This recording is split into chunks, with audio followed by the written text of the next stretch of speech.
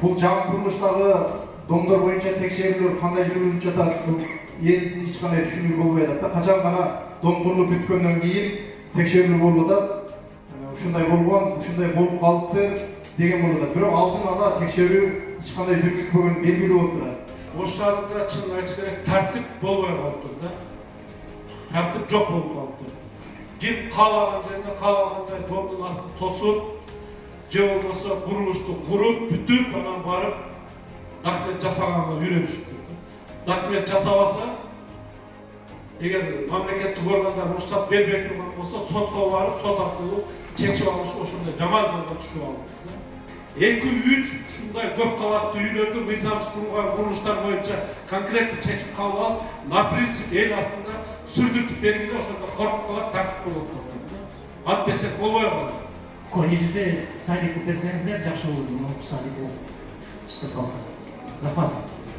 Биз карап көрөлү, бирок негизги сайттар шаарда балдардын бала бакча менен камсыз болушу 40-45% экен да. Шаарда жашагандан 40-40% камсыз болушу бул туура эмес да. Менин 70-80%га чыгарып жүрөт. Быйыл бир 200 бала бакча жаңы салабыз, андан сыртында кайтарылган имараттарды ошону бала бакчага айландырабыз. Машинамызды минивэн чыга албайбыз, минивэн кире албайбыз. Жолдарды роватты астына нima кылып бар, тосуп коет. Маселени азыр пешеходду карап көргөнчү энди. Кайерге өткөзүп бериш керек. Мына азыр мен жолдун башчысына айтып атам ага. Азыр сиз менен жолуган чечип берели макул. Бирок келечекте биз аны кеңейтип жасап беребиз. Үйдүн алдына кичине детский площадка куруп бериш керек.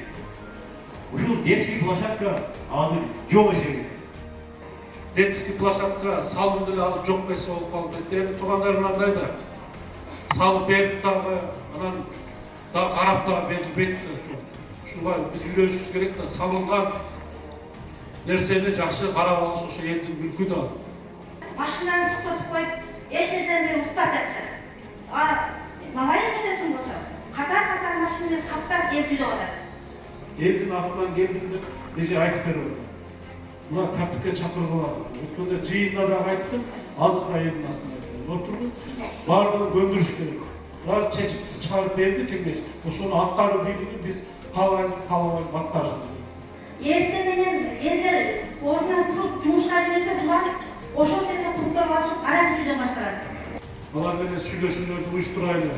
Эгер мындай бир жай сураса, биз ошол жайды мындай мыйзам чечип берели да, бир жерде тура турган. Аларга да шарт түзүп берели. Эми алар жыргагандан ал жерде отурган жок, жумуш издеп отургандар да.